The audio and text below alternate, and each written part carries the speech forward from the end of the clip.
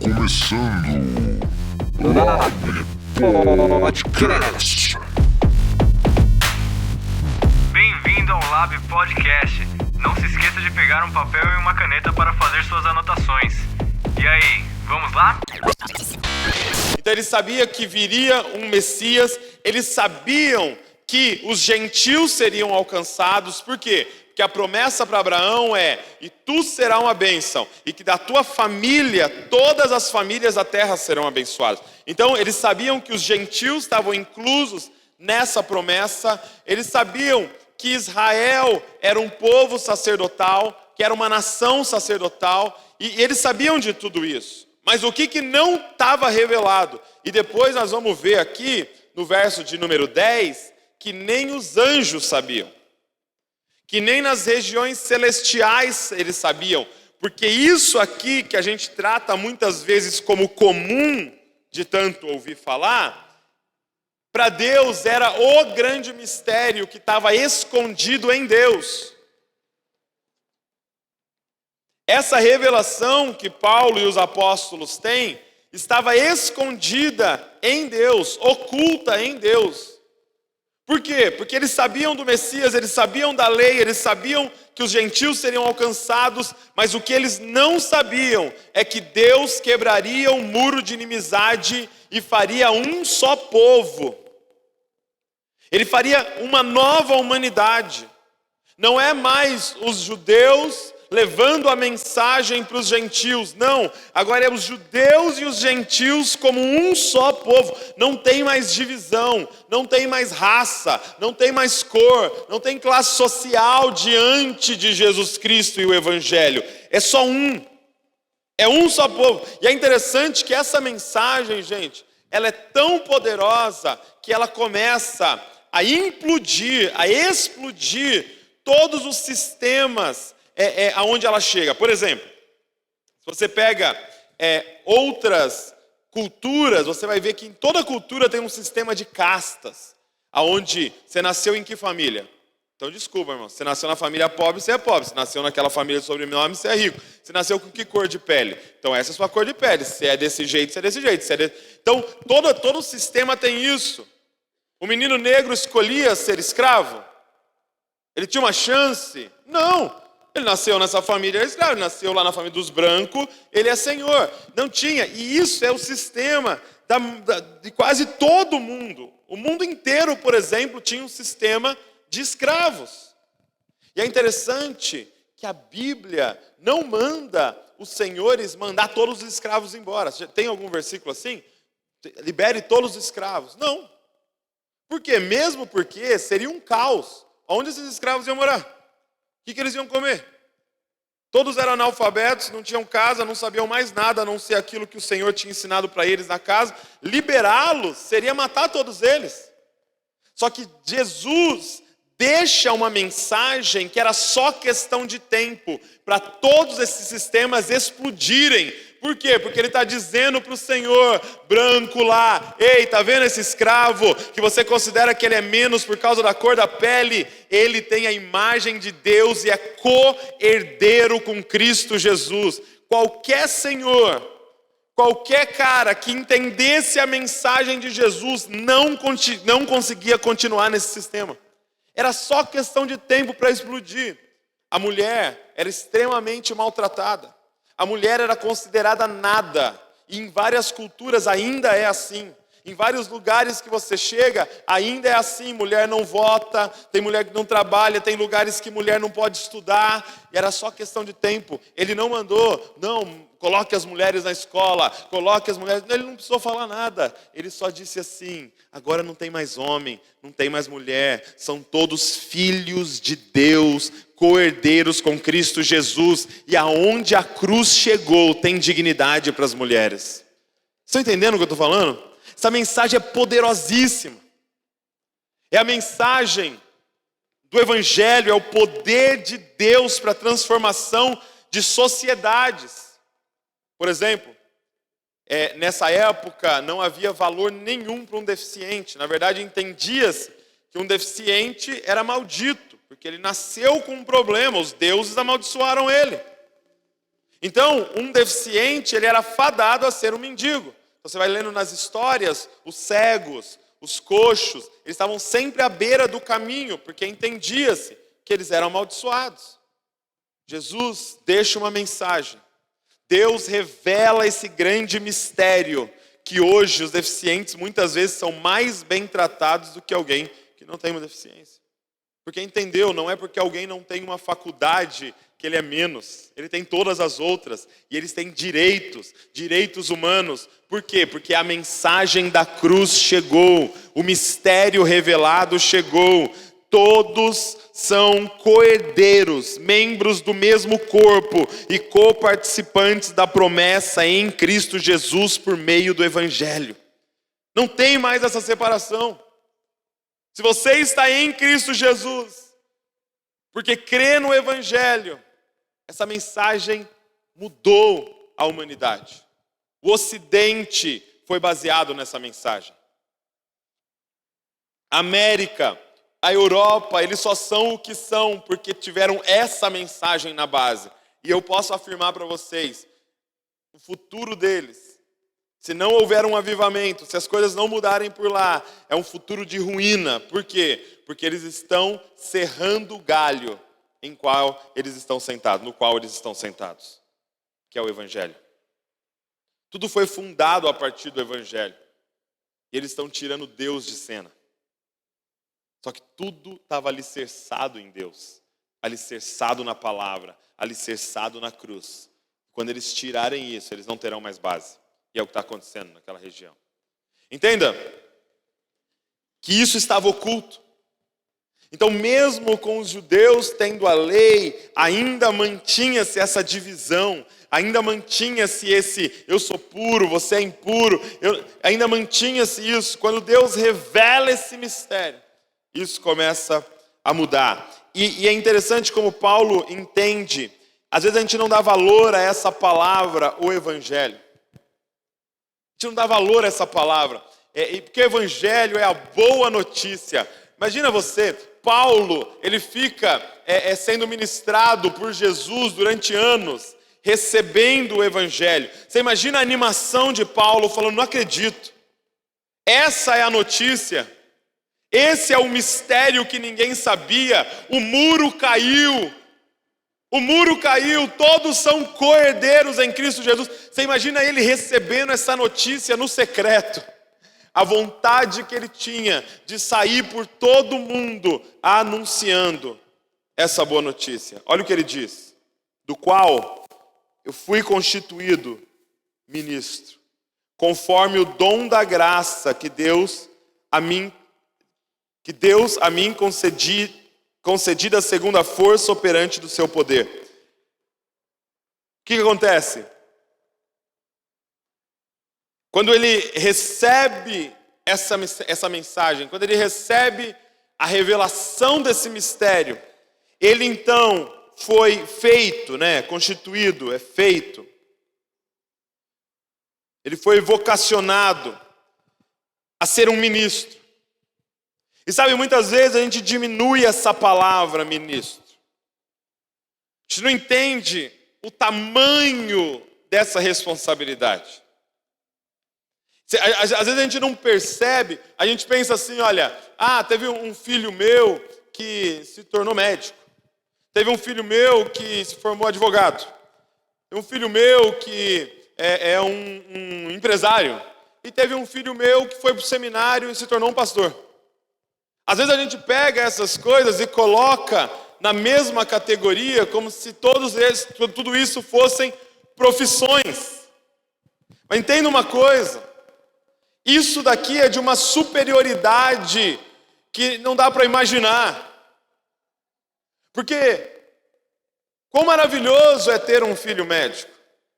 Poxa, meu filho cuida de pessoas, meu filho cura pessoas, meu filho está dando a vida para ajudar pessoas. Quão maravilhoso é ter um filho advogado que se formou e que ajuda as pessoas e que está ali servindo as pessoas com o seu dom. Agora, meu irmão, você imagina você ter um filho que reconecta as pessoas com o Criador.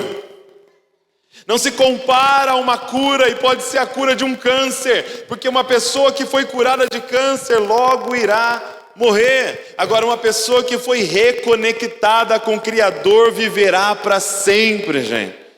Sem noção do que Paulo está dizendo. O que Paulo diz para nós em outros versículos, como em Filipenses, é o seguinte: quando eu estava naquela estrada, e quando eu vi Ele, e quando esse mistério do Evangelho me foi revelado, meu irmão, eu considerei tudo como esterco. Sabe, os meus diplomas não serviam, não eram nada. Sabe a minha circuncisão ao 8º dia? Sabe o meu título de fariseu? Sabe o meu estudo aos pés de Gamaliel? Isso não foi considerado nada diante da revelação de quem é Jesus Cristo e da herança que eu tenho nele. É tudo, não é nada. Agora, o que eu tenho para dizer para vocês, eu não sei que faculdade você fez, só que Ele te chamou para isso aqui, para você ser um ministro do Evangelho. Um ministro do Evangelho. Olha o que ele diz: do qual eu fui feito ministro. Eu consigo sentir até um orgulho, assim, sabe? Um nariz empinado de Paulo, no bom sentido, dizendo: cara, eu fui constituído ministro. Ministro em Israel? Não, muito superior. Billy Graham um dia disse assim, perguntaram para ele se chamassem ele para ser o presidente da república, se ele aceitaria. Ele disse assim: por que eu aceitaria ser rebaixado? Porque o cara fala em nome de Deus. O que é o presidente dos Estados Unidos diante disso? Gente, e é isso que nós somos chamados. Sabe qual é o nosso ministério? O ministério da reconciliação. Reconciliar pessoas com Deus e reconciliar pessoas com pessoas a partir do Evangelho de Jesus Cristo. Do qual eu fui constituído ministro, conforme o dom. E aqui eu quero te mostrar como essa palavra aparece constantemente na carta de Paulo.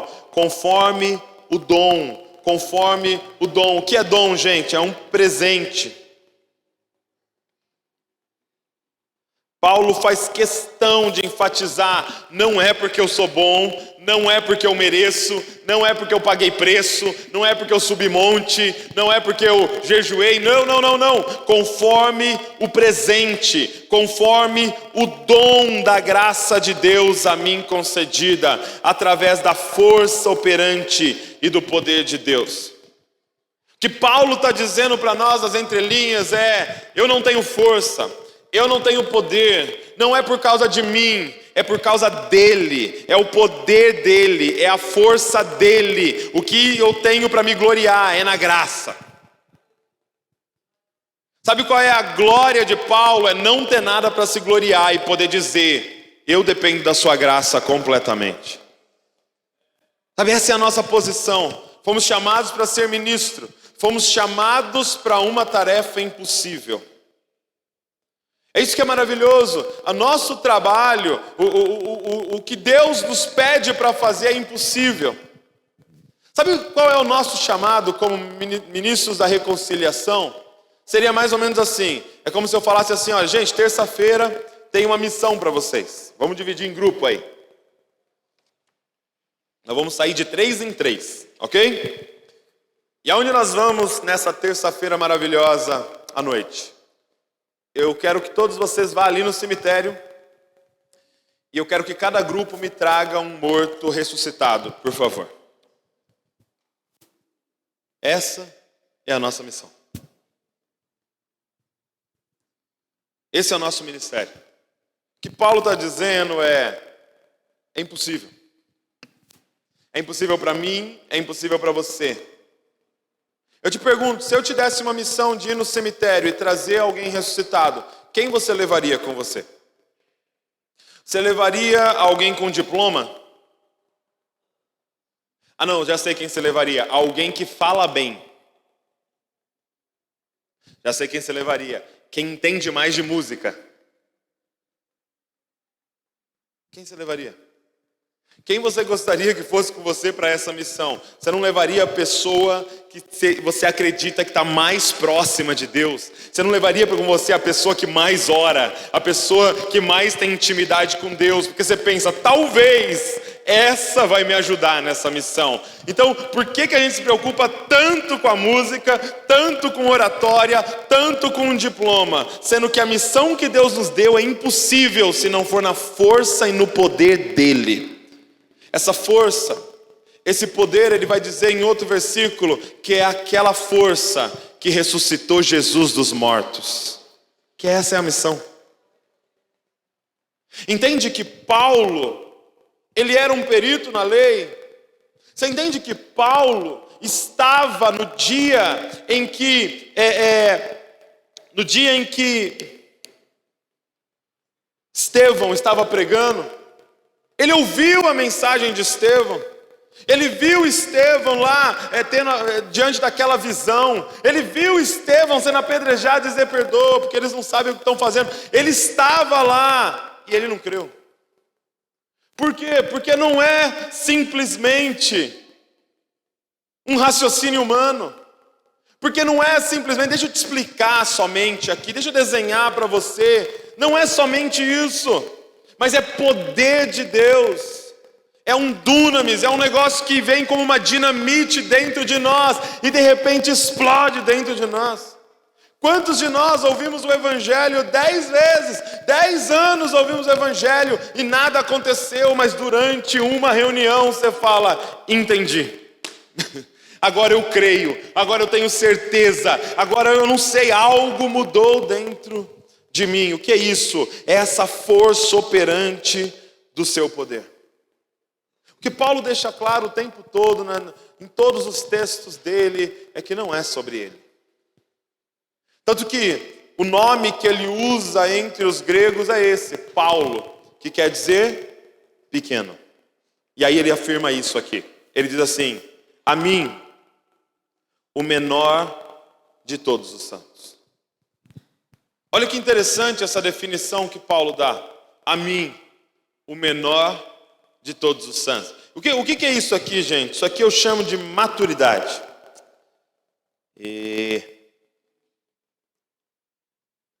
Vou voltar aqui. Não sei porque ele está parando hoje aqui. Isso aqui é o que nós chamamos de maturidade. Voltou? Escreve aí. O que é maturidade no reino de Deus? É a sua capacidade de reconhecer a sua pequenez.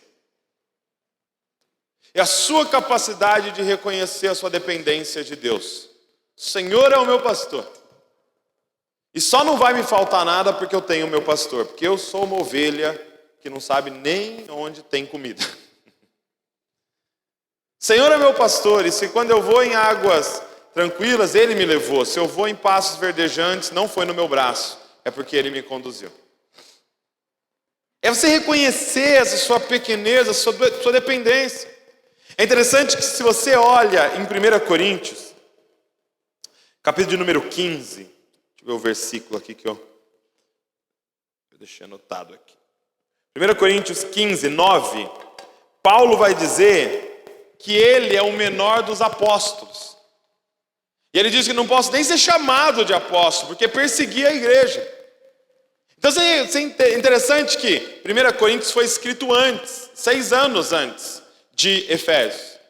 Então Paulo, 6 anos mais novo na fé, fala, eu sou o menor dos apóstolos. Mas ainda ele está usando o título, sabe? Mas eu sou apóstolo. Passa 6 anos e ele fala, não, deixa eu reescrever isso aqui. Eu sou o menor dos santos. Quem são os santos? Os crentes. Aqueles que haviam aceitado a Cristo, aqueles que estavam na fé, aqueles que eram da família da fé. Eu sou o menor dos crentes.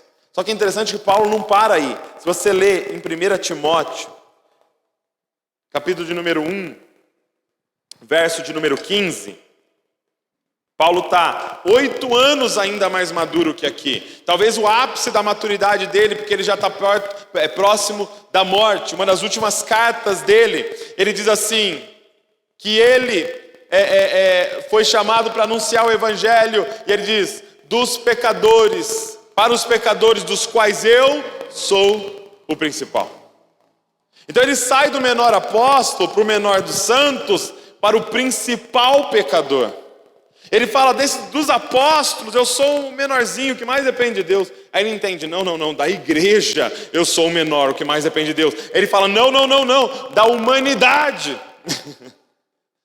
Eu sou o que mais depende de Deus. Sabe, isso que é crescer em maturidade no reino de Deus. Essa capacidade de entender o quão pequeno e pecador nós somos. Mas enquanto eu entendo o quão pequeno e pecador eu sou, eu entendo o quão grande é o poder de Deus na minha vida. Então olha que loucura que é o evangelho. É essa pessoa que entende sua pequeneza, mas não fica com mimimi por aí, porque sabe que o Espírito Santo habita nela. Como é que é essa pessoa?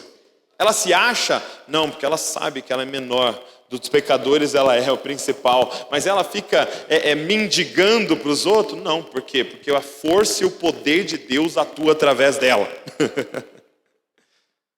Ela faz grandes coisas, sim, mas a glória é de quem? Dele. Porque é através dele. Porque é a força dele. Porque é o poder dele.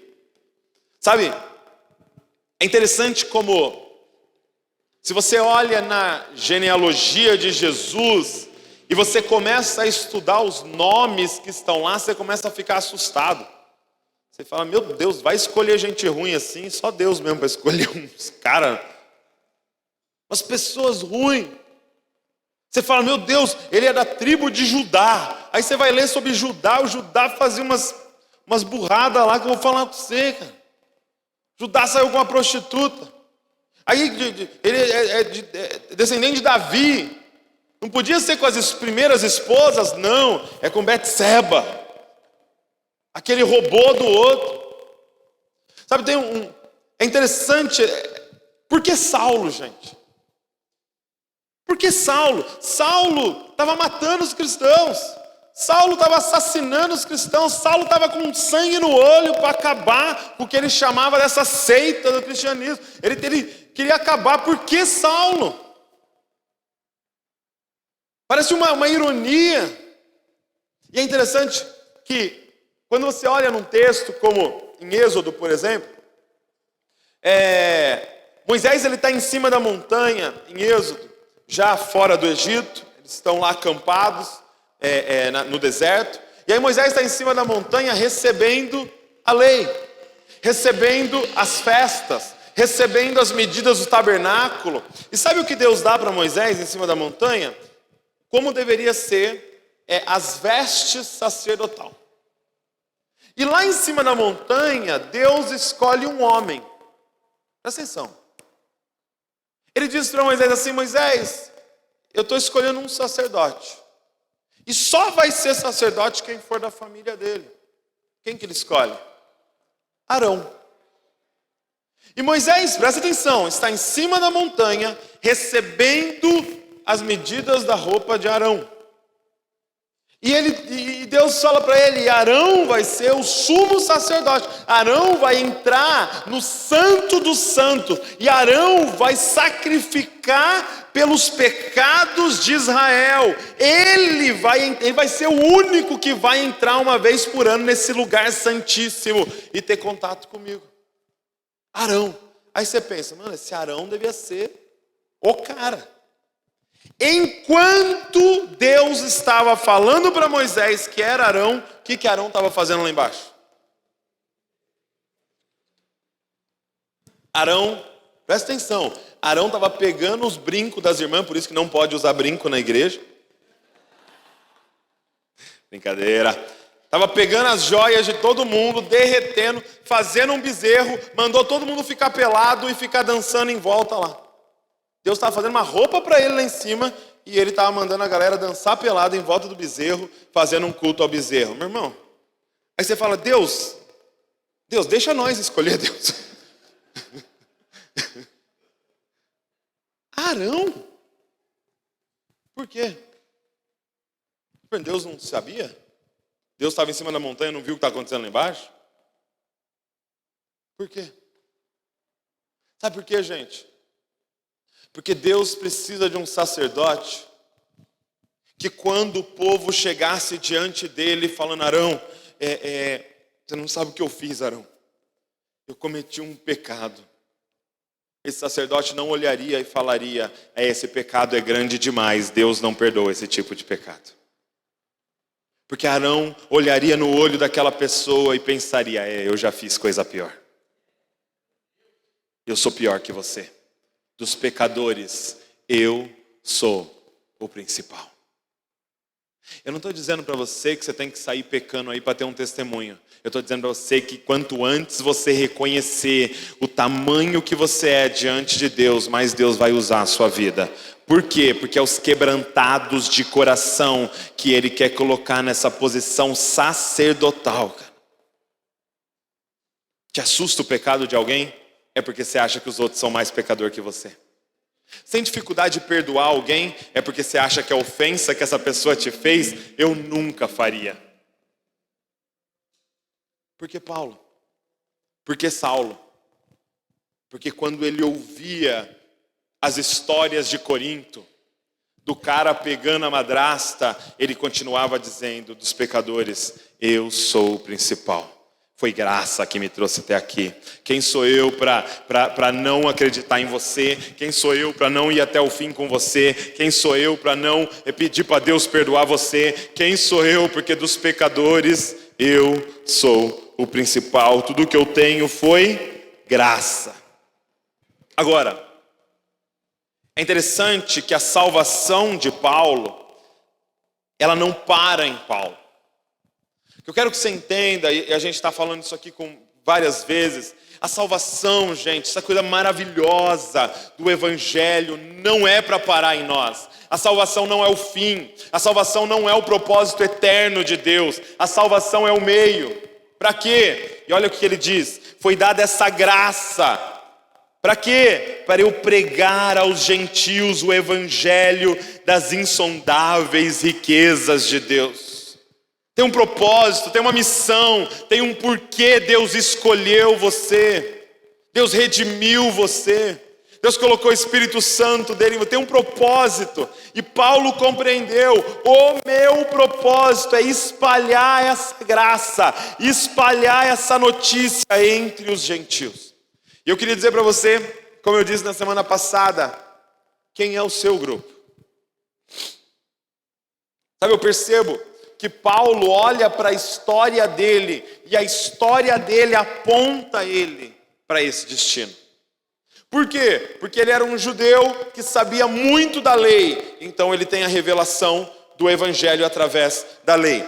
Agora, ele também era cidadão romano, ele também falava a língua grega como ninguém, ele também tinha acesso aonde ninguém tinha acesso. Ele começou provavelmente a ligar os pontos. Por que eu nasci aqui?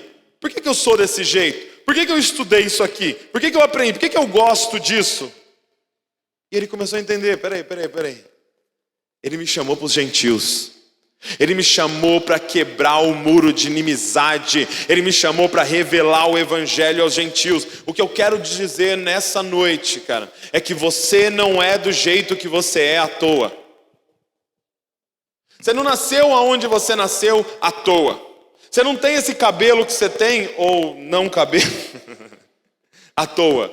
Você não estudou o que você estudou à toa. Você não tem muita gente que fala assim, por que eu nasci na favela? Por que os meus pais não são aqueles pais? Porque Deus tem uma missão específica para você, que outro não vai poder entrar lá, onde só você entra.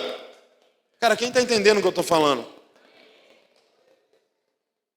Para de reclamar da sua história e entenda Deus usando a sua história para redimir um grupo. Deus tem algo específico. O dia que você fizer as pazes com a sua história, dizendo, Deus, obrigado porque eu nasci, obrigado por essa cor de pele, obrigado por esse tamanho alto, baixo, obrigado por pelo meu corpo, obrigado, Senhor, agora usa-me até o último fio de cabelo, Senhor. Faça as pazes com a sua história, porque Deus não erra. Você não é um acidente. Deus não estava distraído e você surgiu. Ele te escolheu antes da fundação do mundo. Antes de você nascer, antes de ser uma substância informe, Ele já te conhecia e já tinha escrito a sua história no livro dele. Entenda, Deus tem algo muito específico. Das tuas feridas, gente, como Rodolfo diz, das suas feridas sairá um poder para curar. Você já saiu de labirintos da vida que você pode informar para uma geração como é que sai. Qual é o seu testemunho? Qual a sua história? O que você ama que todo mundo fala? Que bobeira isso aí, ninguém ama isso. O que você gosta que ninguém gosta? Ele compreendeu que a ele foi dada a graça de pregar aos gentios o evangelho das insondáveis riquezas de Cristo. Sabe, essa é a boa notícia. Essa é a boa notícia, gente. As insondáveis riquezas de Cristo estão disponíveis para todos. Irmão, sabe, você já comprou um presente para alguém muitos dias antes da data de dar? Quem aqui já fez isso? Não dá um desespero para dar para a pessoa? Às vezes eu compro alguma coisa para Val assim, eu fico, meu Deus, é só daqui a 10 dias o aniversário, sei lá. Aí eu não aguento, eu fico falando para ela, eu comprei um negócio para você aí. Eu não vou falar o que é.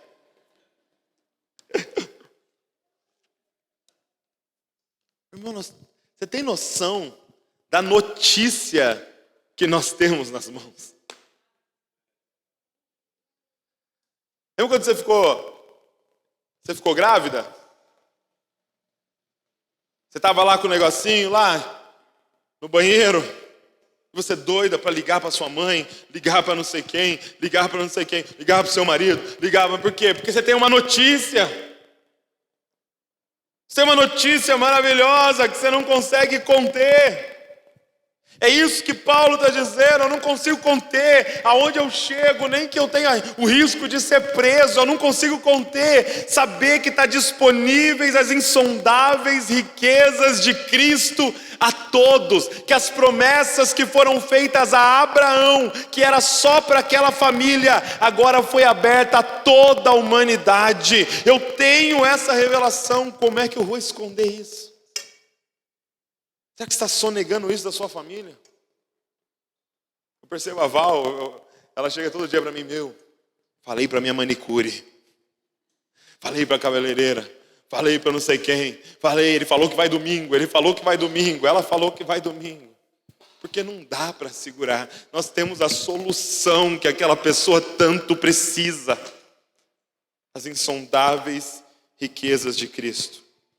E manifestar a todos, olha o que ele diz, e manifestar a todos qual é a dispensação do mistério. Ele quer manifestar a todos, quem ele puder falar, onde ele puder viajar, qual é a dispensação do mistério, a liberação do mistério. O mistério foi liberado, o mistério foi revelado, que durante tempos passados, como eu disse para vocês, esteve oculto em Deus, que criou todas as coisas. Esse mistério ainda não havia sido revelado. E aí no verso 10 ele vai dizer, e isto, para que agora, através de quem? Pela igreja, a multiforme sabedoria de Deus se torne conhecida dos principados, das potestades nas regiões celestiais. Gente, olha o que ele está dizendo para nós, que nas regiões celestiais, eles não conheciam esse mistério. Que nas regiões celestiais, eles estavam assistindo e falando, mentira. Ele vai quebrar o muro de inimizade. Ele vai fazer um só povo. E ele diz que agora, pela igreja, essa nova humanidade, a multiforme sabedoria de Deus se torne conhecida. Então qual é a nossa missão como igreja? É revelar a sabedoria de Deus. Então, quando Deus disse para o homem, multiplique-se, Encha a terra. Era para encher a terra do quê, gente? Do conhecimento de Deus. Porque aqueles carregavam a imagem de Deus neles. Deus seria conhecido através do homem, da mulher, que se multiplicariam por toda a terra. E o conhecimento de Deus espalharia toda a terra. Então, entenda qual é a nossa missão hoje. É agora, através da igreja, através da multiforme sabedoria de Deus, ela se tornar conhecida pelos principados e potestades e em todo o mundo. Nós carregamos a sabedoria de Deus. É muito interessante, gente, que eu comecei a ler uns livros, porque a gente tem a empresa, eu comecei a ler alguns livros, por exemplo, algumas coisas sobre inteligência emocional, aí você começa a ler algumas coisas sobre produtividade, e você começa, e é muito interessante, porque você começa a ler esse pessoal que está estudando há anos, e fazendo pesquisas e mais pesquisas, e sabe quais as conclusões que eles sempre chegam? O que a Bíblia já fala para nós. Aí eles chegamos numa conclusão, descanse. Chegamos numa conclusão aqui, perdoe. Meu Deus do céu. Tudo isso eles pagaram para chegar nessa conclusão. Chegamos numa conclusão que o ser humano precisa de toque. Que o ser humano precisa de família. Chegamos numa conclusão aqui que precisamos meditar. Precisamos falar com um ser superior. Então o que ele está dizendo é que essa sabedoria de Deus foi confiada a nós. E que cabe a nós agora espalhar o conhecimento de Deus. Que na nossa vida agora se manifeste o conhecimento de Deus. Sabe, por muito tempo como igreja nós fomos muito focados no poder de Deus. Nós queremos revelar o poder de Deus e o mundo precisa conhecer o poder de Deus. E o poder de Deus, na verdade, foi nos dado, gente, como um grande chamativo. Por que curamos as pessoas? Já parou para pensar? Por que a gente ora por cura? Sendo que a pessoa que foi curada há anos atrás vai morrer igual. Alguém já pensou sobre isso? Por que eu oro por cura de alguém que vai morrer? Porque a cura é um indicativo, a cura é um megafone de Deus dizendo, eu te amo. É um megafone de Deus dizendo, o sobrenatural é real. Mas não é o fim. Porque não basta revelar o poder, tem que ser revelado o conhecimento de Deus. A vida da pessoa só será transformada se ela tiver conhecimento de Deus. E cabe a nós, como igreja, revelar a sabedoria de Deus. Agora, tem essa palavra, a multiforme. É compreendermos que será de várias formas. É aquilo que nós falamos no domingo, não vai ser todo mundo igual a você. Deus decidiu se revelar de múltiplas formas através da igreja. Na multiforme sabedoria de Deus. E aí ele termina dizendo, segundo o eterno propósito que Deus estabeleceu em Cristo Jesus. Este é o propósito eterno de Deus. Esse é o propósito eterno de Deus. O que ele diz lá em Efésios 1:10, de fazer convergir em Cristo Jesus céu e terra. E agora essa missão está com a gente. Esse ministério de reconciliação está nas nossas mãos. É uma missão impossível, mas através do poder de Deus disponível para nós, nós podemos fazer.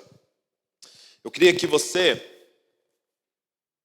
se juntasse a nós em uma oração que a gente tem feito todos os dias. Como liderança, a gente tem orado, Senhor, nós queremos manifestação do seu poder. Mas entenda o que é a manifestação do poder de Deus no nosso pedido. Não é simplesmente que pessoas entrem aqui e sintam algo somente. Sentir algo é maravilhoso, sentir algo é muito bom. Quem teve já experiências com Deus de sentir alguma coisa é algo muito bom. Nós não negamos isso, isso é real. Agora, o que nós queremos é poder de transformação real. Pessoas entrem aqui e saiam completamente transformadas. Pessoas entrem aqui com um defeito de caráter e saiam daqui cheias de santidade nela. Isso é poder de Deus. Você entende que não pode ser feito com uma palestra? Isso é poder de Deus. Então, cabe a nós colocarmos isso diante de Deus. Deus, nós queremos isso. Senhor, terça após terça, domingo após domingo, DNA após DNA, discipulado após discipulado, manifesta o teu poder, porque a missão que está nas nossas mãos é impossível. Senhor, manifesta o teu poder em mim e manifesta o teu poder através de mim. Ore isso, Senhor, quando eu entrar lá no meu trabalho, que uma atmosfera celestial entre naquele lugar e pessoas começam a ser transformadas, porque é milagre, gente. Quando eu abrir a minha boca para falar com alguém, Senhor, que seja o Senhor falando através de mim e que haja transformação nas vidas das pessoas, porque é milagre, é poder de Deus que nós precisamos. Um poder transformador, porque foi o que aconteceu nas nossas vidas.